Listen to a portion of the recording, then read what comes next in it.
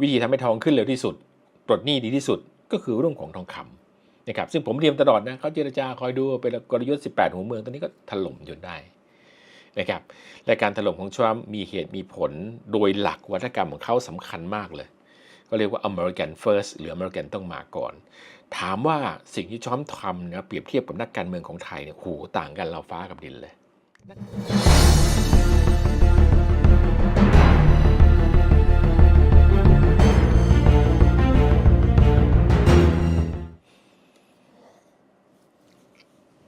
สวัสดีครับมาพบกับผมเต้ศักดิ์ จิมกิจวัฒนาครับวันนี้ก็สวัสดีหุ้นส่วนที่รับชมทุกแพลตฟอร์มของสำนักข่าววิหกนิวส์นะครับวันนี้ประเด็นที่น่าสนใจเป็นเรื่องราวของการต่างประเทศวันนี้ก็คงจะเป็นเรื่องของสงครามที่พูดกันมาหลายวันหลายสัปดาห์แล้ว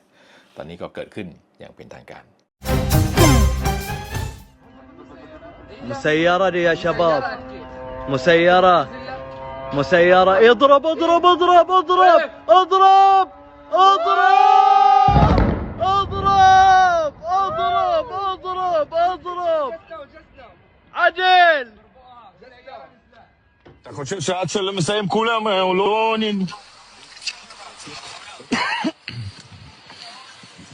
מינימום אוטובוסים 20 מה הלכו? מינימום אוטובוסים 20 הלכו 20 אוטובוסים בערך הלכו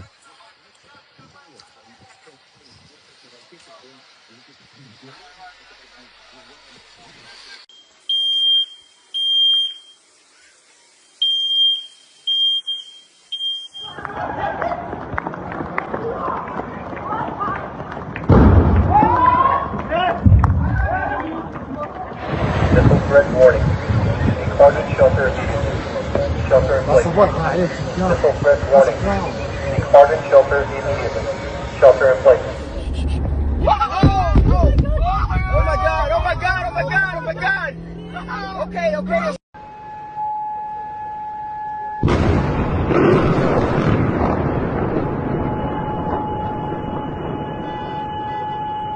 the fuck?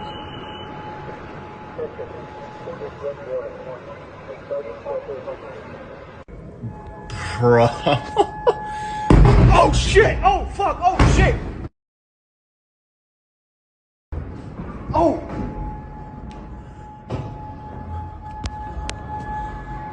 Oh shit! Oh fuck! Oh my god!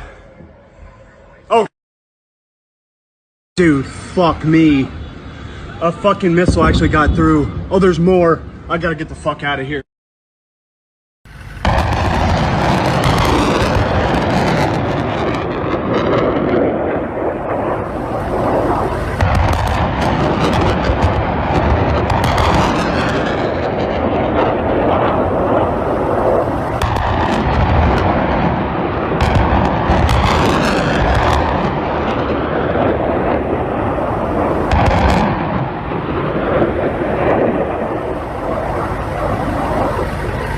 ترامپ بداند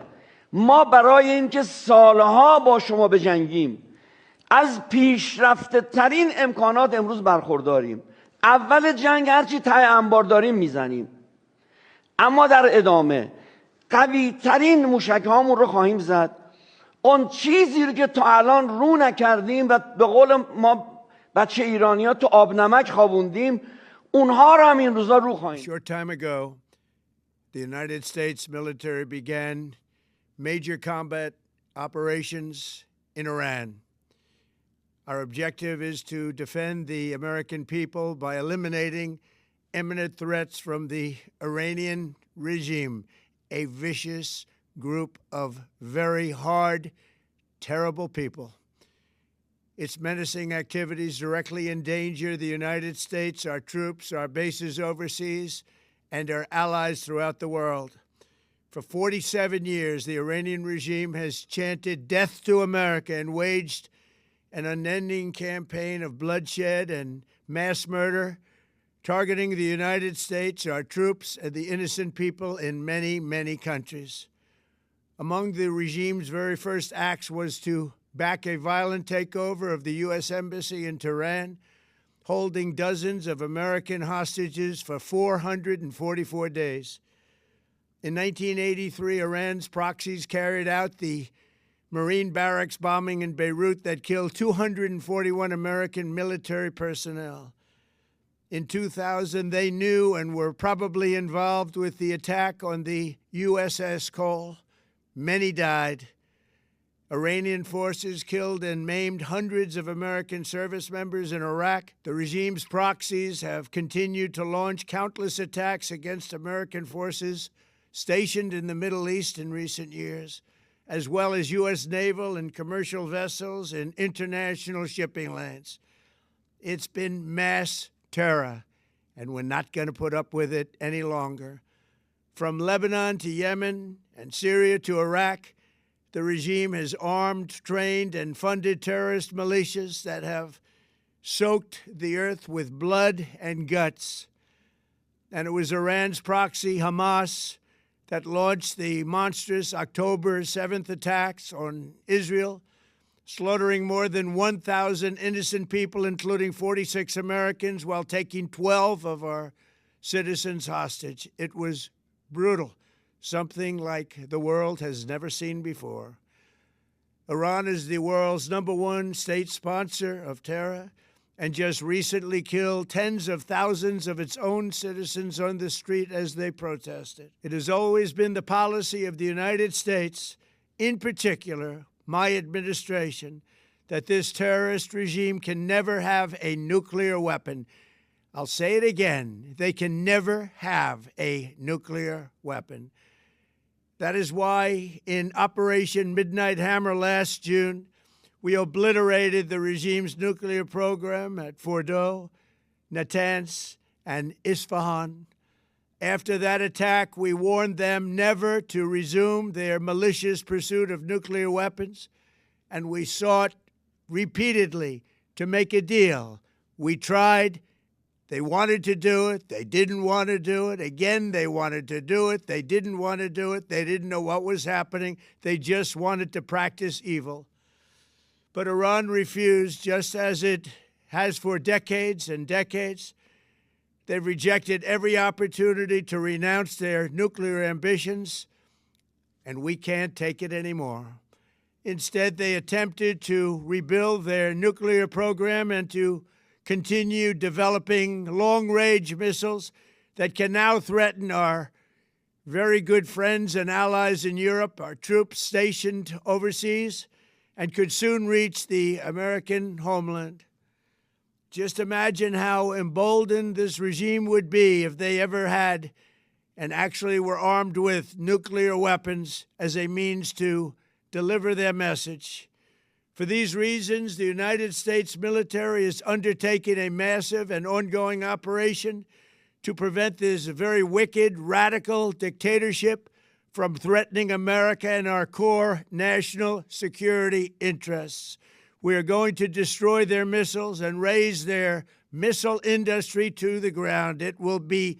totally, again, obliterated. We're going to annihilate their Navy. We're going to ensure that the region's terrorist proxies can no longer destabilize the region or the world and attack our forces and no longer use their IEDs or roadside bombs, as they are sometimes called, to so gravely wound and kill thousands and thousands of people,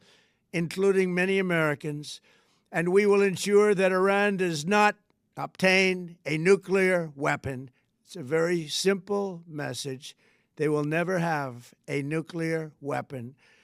This regime will soon learn that no one should challenge the strength and might of the United States Armed Forces. I built and rebuilt our military in my first administration, and there is no military on earth even close to its power, strength, or sophistication. My administration has taken every possible step to minimize the risk to U.S. personnel in the region. Even so, and I do not make this statement lightly, the Iranian regime seeks to kill. The lives of courageous American heroes may be lost, and we may have casualties. That often happens in war. But we're doing this not for now. We're doing this for the future, and it is a noble mission. We pray for every service member as they selflessly risk their lives to ensure that Americans and our children will never be threatened by a nuclear-armed Iran. We ask God to protect all of our heroes in harm's way, and we trust that, with His help, the men and women of the armed forces will prevail. We have the greatest in the world, and they will prevail. To the members of the Islamic Revolutionary Guard, the armed forces, and all of the police, I say tonight that you must lay down your weapons and have complete immunity, or, in the alternative, face certain death. So, lay down your arms. You will be treated fairly with total immunity, or you will face certain death. Finally, to the great proud people of Iran, I say tonight that the hour of your freedom is at hand. Stay sheltered. Don't leave your home. It's very dangerous outside. Bombs will be dropping everywhere. When we are finished, take over your government. It will be yours to take. This will be probably your only chance for generations. For many years, you have asked for America's help, but you never got it.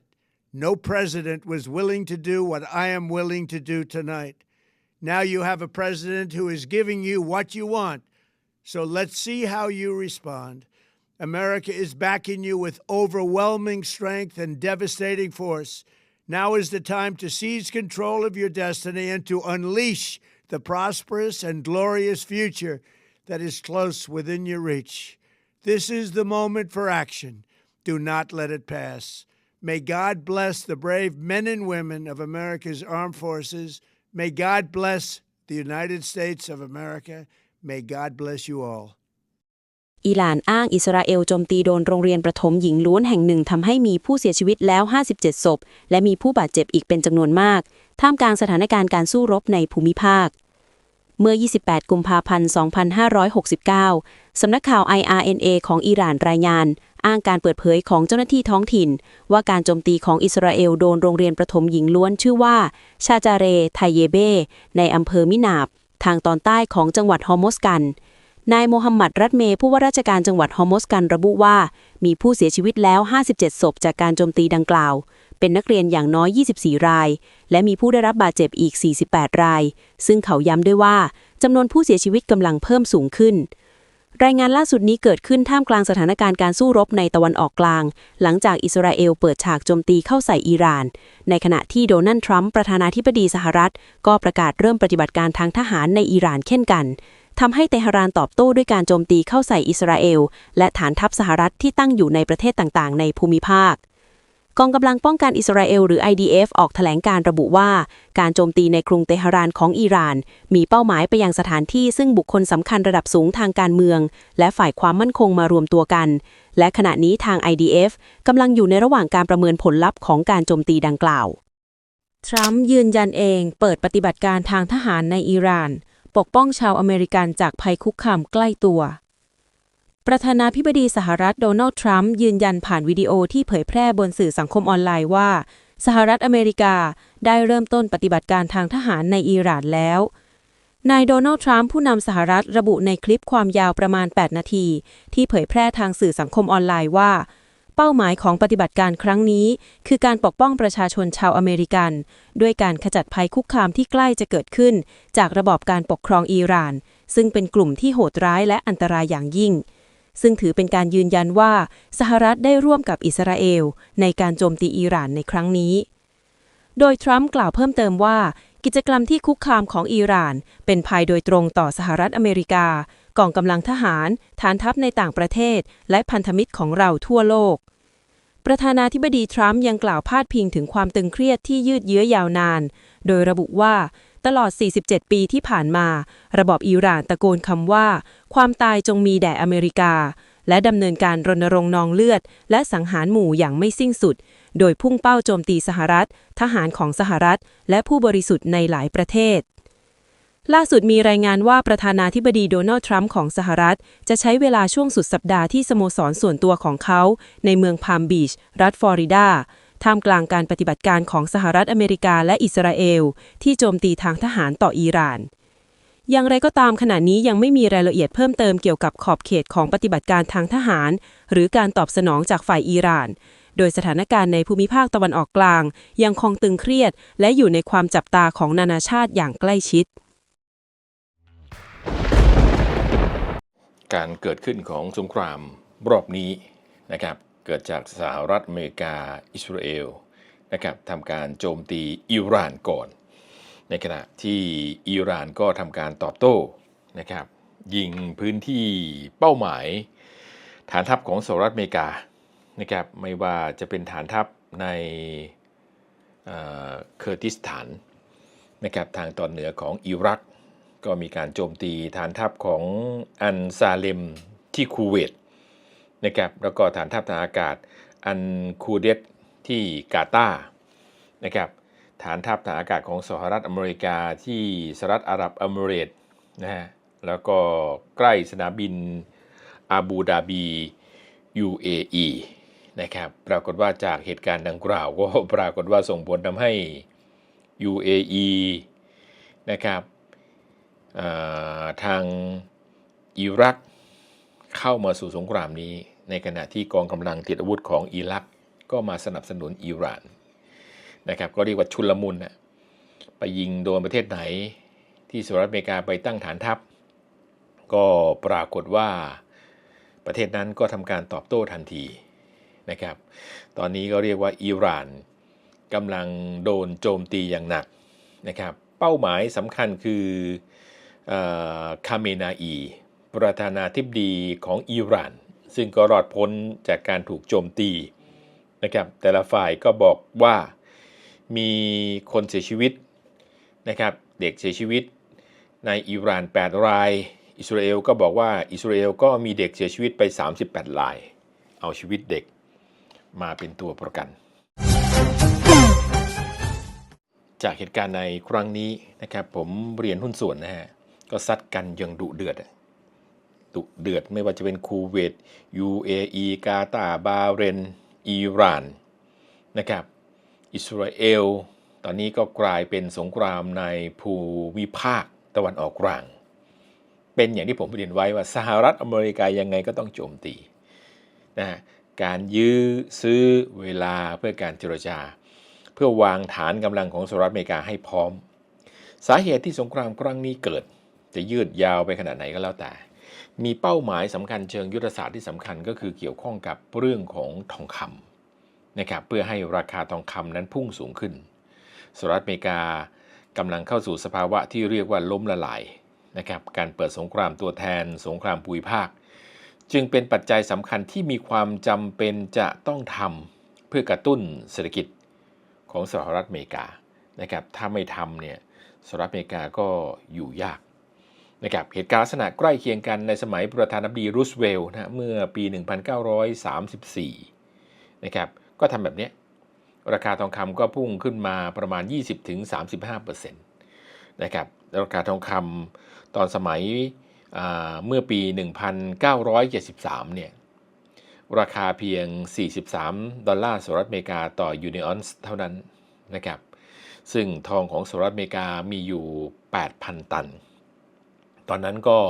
มีการสร้างสถานการณ์ให้ราคาทองคำนั้นพุ่งสูงขึ้นทำให้การพิมพ์พันธบัตรหรือแบงก์โดยไม่มีทองมาค้ำประกันการออกพันธบัตรนะครับโดยไม่มีทองมาค้ำประกันเช่นกันเนี่ยทำให้สหรัฐอเมริกาปลดหนี้ในยามนั้นในทันทีเพราะพิมพ์ขึ้นมานะฮะประมาณ 20-35% แต่รอบนี้ในช่วงโควิด -19 ที่ผ่านมาสหรัฐอเมริกาโดยมีประธานาธิบดีโดนัลด์ทรัมป์เป็นประธานาธิบดีนะครับ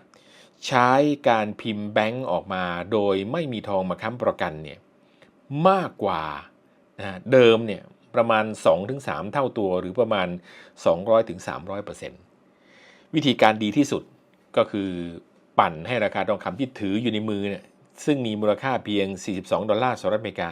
ให้มีมูลค่ามากที่สุดตอนนี้ราคาทองคำทะยานขึ้นไปนะฮะก็ใกล้เข้าสู่$6,000สหรัฐอเมริกาเข้าไปแล้วนะครับจากการเปิดสงครามแค่ตูมเดียวทองคำโลกพุ่งทะยานไป